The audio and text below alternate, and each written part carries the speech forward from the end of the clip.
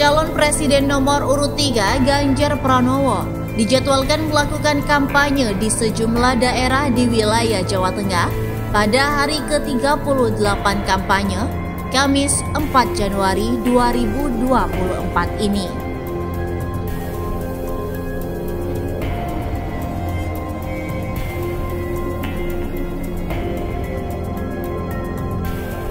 Politikus Partai Demokrasi Indonesia Perjuangan atau PDI Perjuangan itu akan berkeliling sejumlah daerah di Jawa Tengah atau Jateng.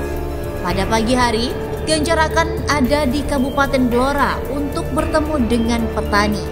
Kemudian setelahnya bertemu relawan milenial di Rumah Relawan Jalan Mr. Iskandar nomor 30, Jetis, Kecamatan Blora, Kabupaten Blora, Jawa Tengah pada pukul 10.25 waktu Indonesia Barat. Pada siang hari, Ganjar bergeser ke Kabupaten Rembang untuk menemui petani dan nelayan di Desa Sulang. Setelah itu, pada pukul 13.05 waktu Indonesia Barat, Ganjar mengakhiri kegiatan kampanye dengan menghadiri peluncuran program Utang Nelayan Macet Dihapuskan di TPI Karanganyar, Kecamatan Keragan, Kabupaten Rembang, Jawa Tengah.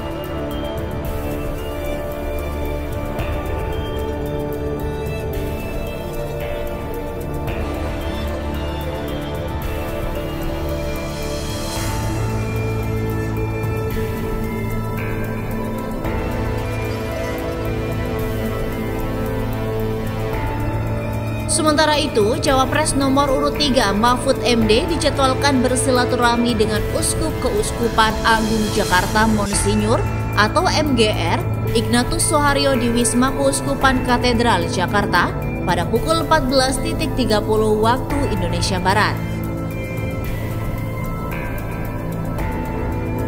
Sebagaimana diketahui, KPU telah menetapkan masa kampanye pemilu 2024 selama 74 hari yang dimulai pada tanggal 28 November 2023. Masa kampanye akan berakhir pada tanggal 10 Februari 2024. Kemudian pemungutan suara digelar pada 14 Februari 2024. Diberitakan secara terpisah, calon presiden nomor urut 3 Ganjar Pranowo menargetkan swasembada pangan jika terpilih sebagai presiden. Hal itu ia ungkapkan setelah berkampanye di hadapan para petani di Desa Beladek, Desa Putukan, Blora, Jawa Tengah pada Kamis 4 Januari 2024. Kalau kita bicara target produksi nasional, untuk kebutuhan nasional bisa kita hitung. Maka sedapat mungkin ya kita swasembada. Kalau kita swasembada kan beres, kata Ganjar kepada wartawan. Kalau enggak, nanti kita berdebat lagi. Impor tidak. Seperti kondisi hari ini kan. Apalagi kalau kita melihat anomali cuaca yang terjadi, El Nino terjadi, ujar dia.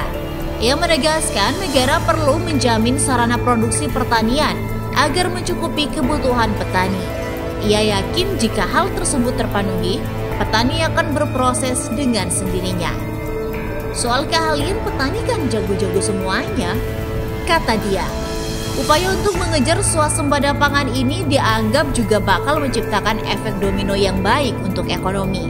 Semisal dalam hal ekstensifikasi pertanian, karena akan menciptakan lapangan kerja dan optimalisasi lahan di desa. Sebenarnya banyak sekali metode, kita hanya butuh satu saja, komitmen untuk melaksanakan itu, ucap Ganjar. Isu swasembada pangan ini juga menjadi salah satu pokok pidato Ganjar dalam Rapat Kerja Nasional atau Rakernas keempat PDI Perjuangan pada 29 September 2023 lalu. Ketika itu, ex-gubernur Jawa Tengah tersebut menuturkan, negara harus hadir dalam memastikan para petani dan nelayan menjadi tuan rumah di negerinya sendiri untuk mengurusi sektor pangan. Menurut Ganjar, ada sejumlah hal yang bisa dilakukan oleh negara demi mewujudkan swasembada pangan.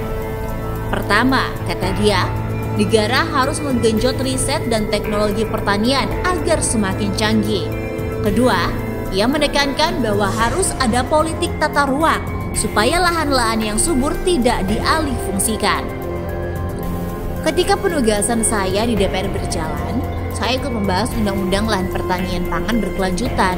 Tinggal bagaimana kita mengeksekusi, kata Ganjar pada saat itu.